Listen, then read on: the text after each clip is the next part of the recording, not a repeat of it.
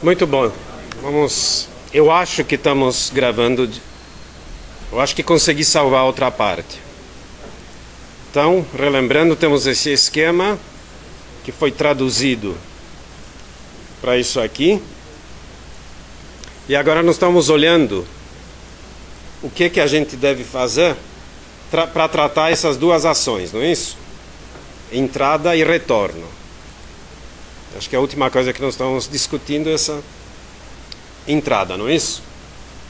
Então nós vimos o caso base é relativamente simples, não tem nada de especial. O interessante é o que acontece a seguir. Bom, a seguir, se essa condição não é verdadeira, então nós estamos simulando a execução do resto do corpo da função. Como é que a gente simula?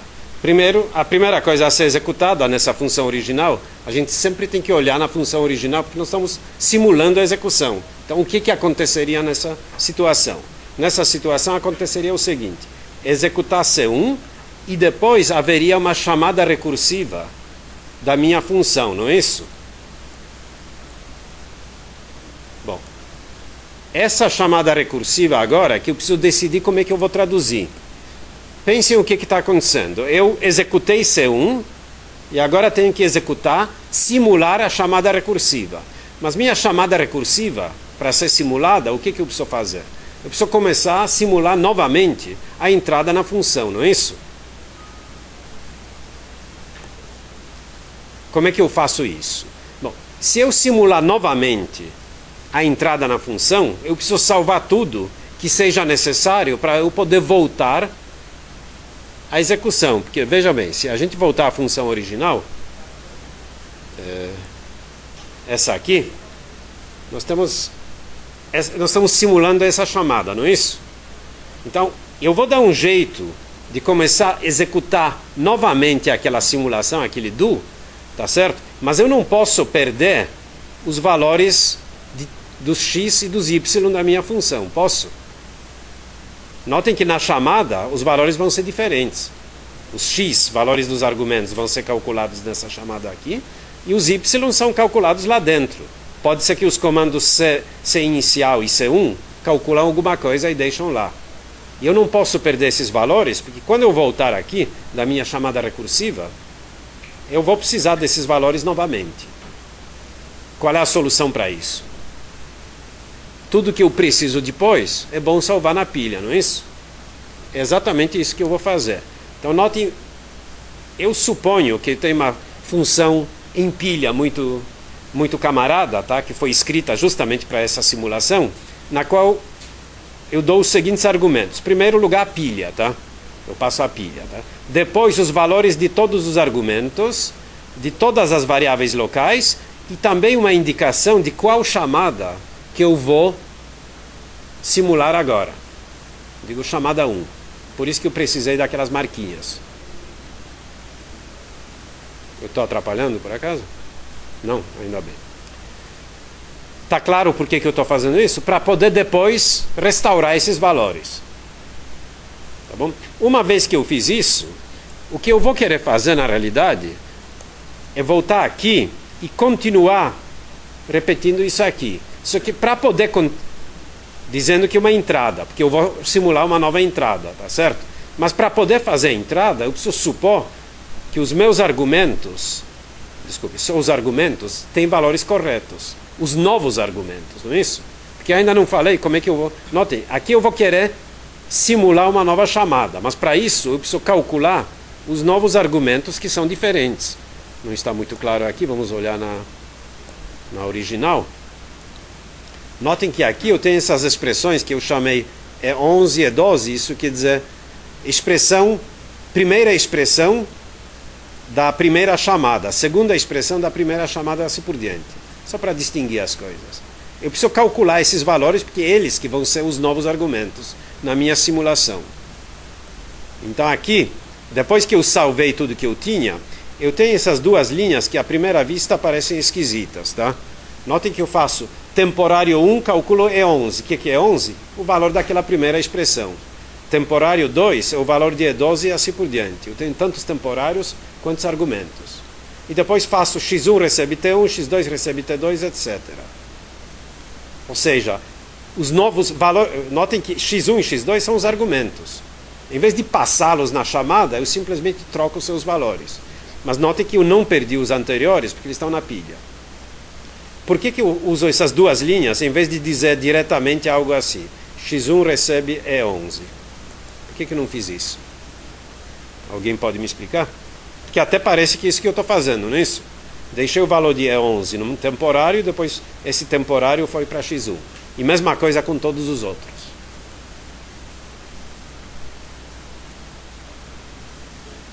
Hein? Pois é, suponham que E12 precisa do valor de x1. Que valor de x1 que o E12 tem que usar? O anterior, não é isso? Se vocês voltarem para o original, E11, E12, se eles usam x1, x2, etc., eles usam esses valores aqui que são anteriores e que já estão empilhados. Desculpe, estão empilhados, mas também ainda não foram estragados. E nem posso estragá-los antes de terminar de calcular todas as expressões, porque a última delas pode depender de um dos x. Então o que eu faço? Eu calculo todos eles em temporários e só depois que eu atribuo ao x1, x2, etc. Tudo bem? Uma vez que eu fiz isso, o que eu faço? Eu termino este caso de entrada, mas vamos voltar então para a transparência anterior e ver o que nós estamos fazendo. Eu estava explicando até agora isso aqui. Ok? Notem que se eu estava aqui, a minha ação já era entrada, eu estou agora simulando uma outra entrada. Por isso que eu não mudei o valor da variável ação, ele continua o mesmo, ainda é entrada. Como tem um break aqui, não sei se vocês notaram, aqui no fim tem esse break aqui, certo? Eu saio daqui e volto à simulação. Então o que vai acontecer? Eu novamente caio no caso de entrada. Ou seja, eu vou simular novamente aquele início da execução da minha função, incluindo a primeira recursão, só que com novos valores dos argumentos que eu calculei. Vocês vão dizer, puxa, mas eu só simulo aquele primeiro pedacinho da minha função original, só isso aqui? Não, não é só isso aqui. É que isso aqui é a entrada é isso aqui. Depois é que eu vou simular o resto. Ok? Então vamos olhar de novo o esquema aqui. Eu tinha entrada, tá? Nós estamos olhando para a entrada. Lembrem que a alguma altura eu mudei a ação para retorno, não mudei? O que aconteceu aqui? Minha ação mudou para retorno, não mudou? Eu não expliquei ainda para vocês o que eu faço no retorno. É agora que eu vou explicar. Notem que retorno pode acontecer aqui, simulação de retorno, mas vai poder acontecer em outro lugar também, quando eu simular a execução da expressão do comandos finais. Tá? Mas isso vai aparecer daqui a pouco. Então agora vamos simular o retorno. Notem que o retorno é mais complicado, justamente porque aqui são muitas coisas para simular. Pelo jeito isso não está muito visível, mas vamos tentar. O que eu faço no caso do retorno? O que quer dizer retorno? Eu estou voltando de uma simulação de função recursiva. Tá certo? Mas pode ser que eu estou voltando daquela primeira simulação, a entrada original. Alguém me chamou, tá certo? Eu fiz a simulação, ou nem empilhei, porque é perfeitamente possível que tenha acontecido o seguinte, por exemplo, que na chamada original eu já não empilhei nada, deu retorno imediato. Tá certo? De qualquer maneira, é uma condição na qual a minha pilha vai estar vazia. Se a pilha está vazia, quer dizer que terminou tudo. Eu terminei minha simulação. Não tem mais nada para ser feito. Então, se a pilha está vazia, faço a ação saída. Essa foi a entrada original que eu já terminei de simular. É o único lugar no qual a ação muda para saída.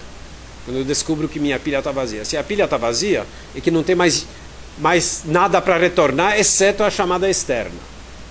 Mas retorno à chamada externa já era feito... Opa, onde é que era feito isso? Ih, andei demais. Retorno à chamada externa já era feito aqui, que era muito simples, cai fora, né? Tá certo? Então esse é o caso mais simples. Se a pilha não está vazia, agora é o caso interessante. Bom, se a pilha não está vazia, eu estou simulando o retorno, primeira coisa que eu vou fazer é desempilhar tudo. Porque se eu estou retornando para alguma chamada. Eu não sei qual delas, mas eu estou voltando para o ponto que segue uma dessas chamadas. No ponto que segue uma dessas chamadas, eu quero os valores das variáveis que havia antes da chamada, e dos parâmetros também. E onde é que eles estão? Estão no topo da pilha, que eu empilhei antes de simular a chamada, agora posso desempilhar. Então eu desempilho aqui, usando a mesma pilha F, os valores de todos os argumentos, todas as variáveis locais, e na variável CH, o valor que me indica qual é a chamada que eu estou voltando. Está claro isso? Parece complicado, né? Estão começando a gostar da recursão? Era muito mais simples entender aquele esquema recursivo do que esse, né? Esse é o objetivo da aula. Mas uma vez na vida é bom fazer isso para entender o que está se passando. Depois a gente faz o exemplo concreto das torres de Hanoi. Exatamente esse esquema. Quase exatamente. Tá? Bom, uma vez desempilhado o ambiente daquela chamada, agora eu preciso descobrir qual dos lugares cuja simulação eu acabei de terminar. Certo? Eu faço um switch, tá? Com essa variável CH. Se eu terminei a chamada 1, eu devo simular agora aquela segunda linha aqui, que é C2, chamada número 2. Se eu terminei chamada número 2, devo simular isso aqui, e assim por diante. É uma dessas coisas que eu tenho que simular agora, não é isso? É isso que está aqui. Então notem, caso estou voltando da chamada 1, agora vamos simular a continuação. Qual é a continuação? Executar C2, empilhar, e agora simular a chamada recursiva número 2, não é isso? Como é que eu simulo? Empilho tudo que eu tenho, inclusive a indicação dizendo que chamada 2, recalculo todos. Isso aqui é a mesma coisa que antes, só que agora outras expressões, não é isso? T1 recebe E21, T2 é 22 e assim por diante, depois X1 recebe T1, a ação agora vai ser entrada, eu mudei a ação, ela era retorno, tá certo? Porque eu voltei de uma das chamadas, mas agora vou simular uma entrada. Então mudo para entrada e saio disso aqui. Se a chamada for 2, bom, agora é só repetir esse trecho trocando os números. Chamada 2, chamada 3, assim por diante. Essa aqui é a última chamada. Se eu estou voltando da última chamada, se eu estou voltando dessa aqui, o que eu preciso fazer? Executar isso e simular retorno, não é isso? Então é isso que eu devo estar fazendo. Se for isso aqui, eu executo CF, break. Notem que eu nem preciso dizer ação recebe retorno, porque eu já estava no retorno. Tá certo? Que mais? Acabou.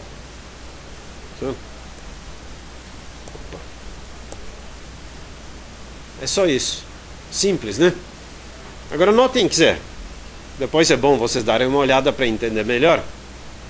Notem que, basicamente, eu não tomei conhecimento do que essa função faz, não é isso? Aliás, melhor do que isso.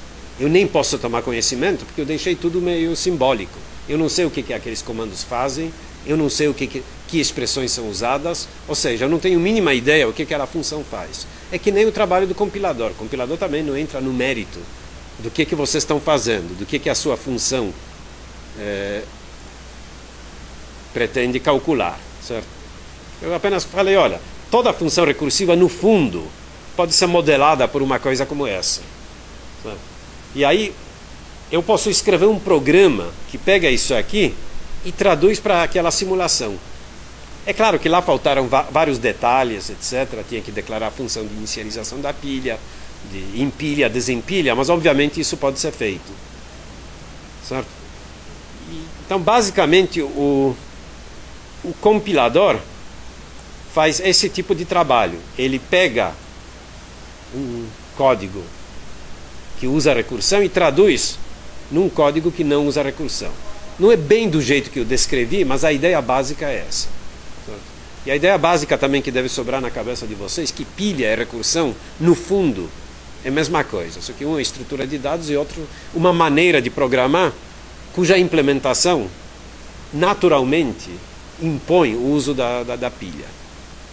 Então, se alguém disser, não precisa de recursão porque eu posso fazer sem recursão, claro que pode. Só que a recursão está aí, simplesmente você está fazendo de maneira escondida, usando pilha. Então, existem situações nas quais é interessante usar uma pilha explícita, pode ser por várias razões. Às vezes eficiência, a gente às vezes economiza tempo e quando a gente fala de árvores binárias e árvores em geral, provavelmente eu vou dar alguns exemplos interessantes onde a gente pode otimizar o nosso programa, torná-lo mais eficiente, eliminando recursão e usando a pilha explícita. De novo, a melhoria não vai ser naquele sentido de eficiência proporcional, mas nós só vamos melhorar coeficiente de proporção, dificilmente a tendência do algoritmo no caso geral, mas de qualquer jeito é interessante. Então, de qualquer maneira, o que é importante lembrar é que essas duas coisas sempre andam juntas. Pilha e recursão, no fundo, estão muito ligados. Por isso que a pilha é um fenômeno importante. É uma estrutura de dados muito importante e ela vai aparecer muitas vezes aqui nesse curso e em outros cursos. Algumas coisas, em algumas áreas, por exemplo, se vocês têm curso de inteligência artificial, não é isso? Vocês vão cansar de usar recursão aí, porque quase tudo exige bastante recursão. Vocês não fazem curso de compiladores, né? Ou, talvez seja eletiva para vocês. Quem fizer vai ver que a análise sintática, uma das maneiras de fazer, é usando recursão. Aliás, vocês vão fazer, um dos exemplos que eu vou dar depois de recursão vai ser análise sintática. Então essa coisa vai aparecer bastante vezes ainda. Muito bem. Vamos rapidamente olhar um exemplo e o outro exemplo deixar para a próxima aula. O primeiro exemplo vai ser essa função fatorial. Será que ela tem cara daquele esquema? Tem, não é isso? Tem um argumento. A única diferença é que naquele esquema eu não coloquei o resultado, mas a gente vai dar um jeito. Certo? Ela tem os comandos iniciais é vazio, logo de cara tem um teste. Se o teste for verdadeiro, esse é o caso base. Se não, só existe uma chamada recursiva, tá? Como só existe uma, na realidade nem precisava dizer qual é. Não precisava nem empilhar a indicação de qual é a chamada recursiva, porque só tem uma. Mas esse é um caso muito particular, certo? A tradução está aqui. Primeiro aquele esquema geral. Então, num certo sentido, isso aqui é desnecessário, porque só tem um valor. As três ações. E aqui, para poder devolver o resultado, eu introduzi mais uma variável local, chamada res, para resultado. Certo? Vocês vão ver como é que usa. O resto é tudo igualzinho como antes. Todo o resto é igual. Não tem nenhuma graça. Seguindo aquele esquema. Então eu trato o resultado como se fosse uma variável local. E eu vou assim. Desculpe, tem uma pequena diferença. Eu acrescentei no fim esse return res. Tá? Então, por convenção, o resultado final vai ter que ser deixado nessa variável local. Só isso que eu preciso. Okay? E agora só falta traduzir aqueles casos. Então, caso entrada, se n igual a zero, em vez de retorno, porque eu não estou retornando, eu continuo simulando, né? Eu digo variável res igual a 1 e a ação vai ser retorno. Se n não é igual a zero, como não tem nenhum outro comando, eu empilho tudo que eu tenho, calculo os novos valores. Tá certo? Isso mesmo, tá? Se T1 recebe N recebe T1 menos 1. Aqui na realidade faltou alguma coisa, né? Pera aí. Ah, não, tá. Tudo bem. É que o N já é variável. Sim. Tá claro isso? O caso de retorno, se pilha vazia, volta, isso não mudou nada. Se não, desempilha. Esse switch é gozado porque só tem um caso. Só pode ser retorno de um único lugar que é aqui. Certo? Então não tem muita graça, tá? res é igual res vezes n. Então aqui a minha tradução do comando retorno, tá? Como o resultado de uma chamada, eu suponho que ficou na variável res. Agora recalculo a variável res. Certo? E saio, tá? Acabou. Certo? Se vocês juntarem tudo isso, vocês vão ver que essa nova função fatorial calcula a fatorial do mesmo jeito. Será que ela é mais eficiente? Ligeiramente mais eficiente. Não sei se é mais eficiente, porque em vez de fazer chamadas recursivas, ela faz empilha-desempilha, que é muito parecido com recursão. A versão mais eficiente é ainda a outra, aquela que usa o comando for. Mas aí mudou o algoritmo, não foi automática a eliminação. Notem que aqui, de novo, apesar de eu saber o que a função faz, a minha tradução não se baseou nisso. Se baseou naquele esquema geral. Tá certo?